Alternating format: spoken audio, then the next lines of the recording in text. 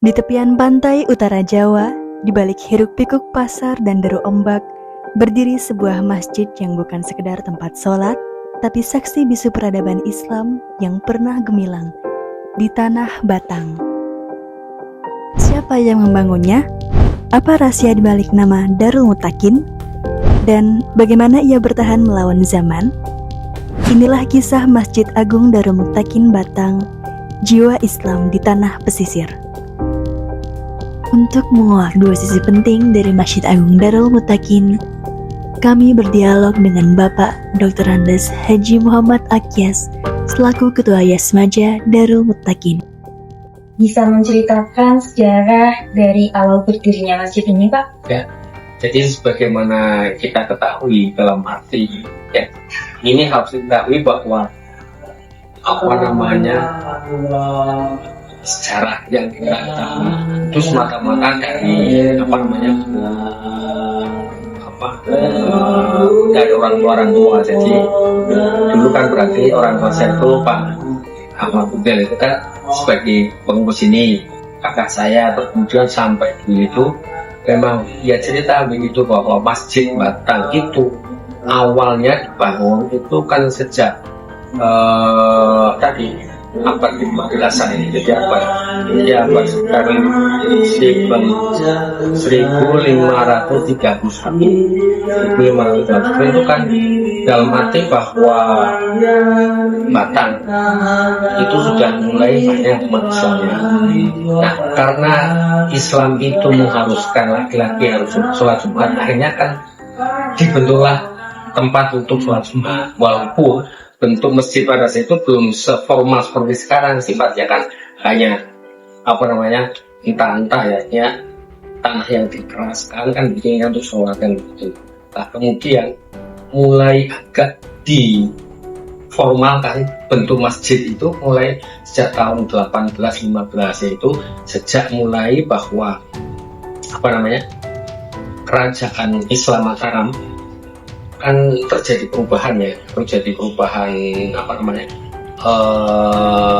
pemerintah di Indonesia yang dulu dari penjajahan Belanda digantikan dengan penjajahan Inggris kan gitu ya.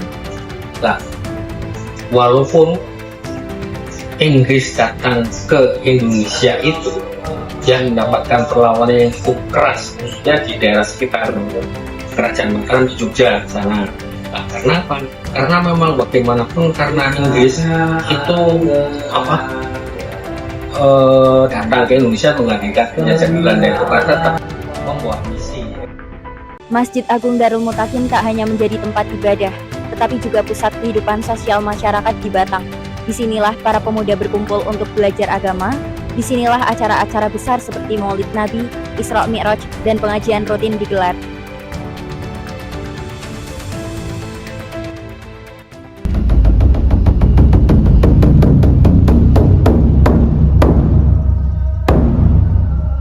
Allahu Akbar, Allahu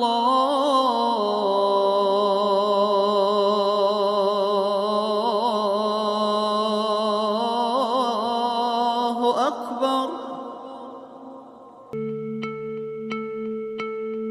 Azan telah usai, tapi jejak yang ditinggalkannya seperti jejak masjid ini tak pernah benar-benar berhenti. Dari masa ke masa, Masjid Agung Darul Mutakin terus mengingatkan bahwa sejarah bukan hanya soal tahun dan nama, tapi tentang iman yang dijaga. Yang menarik, Masjid Darul Mutakin gak cuma jadi tempat sholat, tapi juga ruang tempat tradisi turun-temurun terus dirawat. Bahkan sampai hari ini ada beberapa kebiasaan unik yang masih dipertahankan. Ini penjelasannya.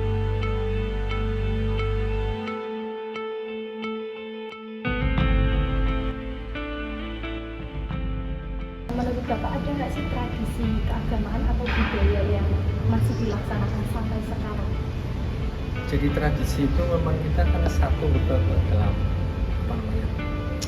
dan beda ya. Yang pertama itu kan tetap mempertahankan bahwasanya masjid itu kalau terawih 20 kan itu, kemudian ditambah 3 witir, kemudian masih menggunakan seluruh isinya tarawih, isinya rakaat faslu tasmani subhanallah, kemudian al-khalifatullah Sayyidina Abu Bakar Siddiq, kemudian ketika Jumat. Tradisi kita itu biasa apa? Nah, tradisional Jumat itu apa? Kan biasanya kan sebelum sholat Jumat itu ada dua kan gitu ya, yang dilakukan sejak Utsman bin Affan, karena perkembangan Islam pada saat Utsman bin Affan itu kan begitu luas sehingga orang-orang itu banyak yang di pasar. Akhirnya Utsman berkreasi, beristihad. Sekarang adanya dua. Yang pertama adalah untuk mengundang orang-orang yang di pasar. Yang kedua adalah mengundang orang-orang untuk melaksanakan sholat Jumat. Nah, 200 tahun. Berarti ini sudah 200 tahun kan? Usianya berarti 200 tahun. Iya, kira-kira bukan yang dua di Indonesia. Tata bulan berapa itu kan ada sih? Nah, 1242. Nah, ini yang masih ada.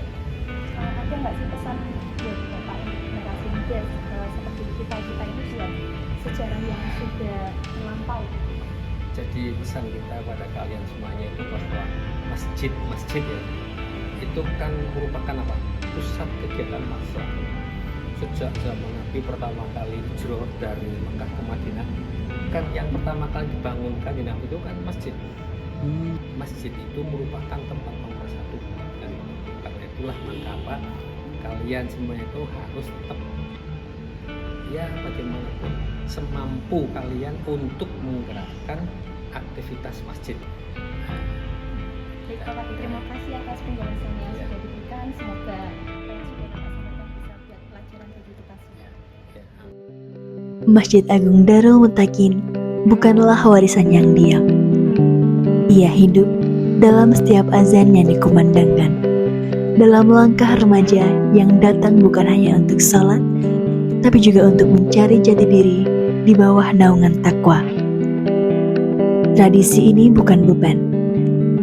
Ia adalah kompas, dan bagi remaja muda, melestarikan masjid bukan soal mengulang masa lalu, tapi menjaga cahaya itu agar tetap menyala di masa depan. Sinilah sejarah bertemu harapan. Disinilah Batang terus menjadi bagian dari peradaban Islam.